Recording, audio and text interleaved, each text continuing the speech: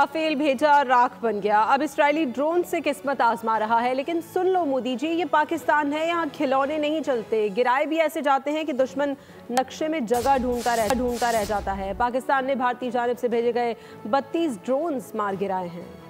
Rafale भेजा इबरत का निशान बन गया। भारतीय पायलट्स ने फिर पीठ दिखा दी। मोदी सरकार ने रिमोट से जंग लड़ने की उम्मीद लगा ली। इजरायली ड्रोन्स पाकिस्तान की तरफ किए रवाना, मगर शाहीनों ने जहां देखा वहीं मार गिराया। मोदी की जारहियत के पहले रोज से अब तक पाकिस्तानी शाहीनों ने 29 ड्रोन्स मार गिराए हैं।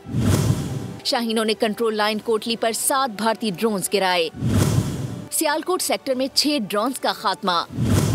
चिकोठी, केल और तत्तापानी में भी 5 ड्रोन्स मार गिराए। शकरगढ़, नकियाल और हुजेरा में भी 7 ड्रोन्स की बाकियात जमी बोस हो गयीं। लाहौर में 5 ड्रोन्स जबकि 1 रावलपिंडी में गिराया गया। इतने महंगे ड्रोन्स लाकर क्या साबित करना चाहते थे मोदी जी? यही कि जितना दम इसराइल के साजो सामान में है, इससे ज्यादा निशाना हमारे शाहीनों के ईमान में है। सब्सक्राइब करें और बेल दबाएं ताकि कोई खबर रह न जाए।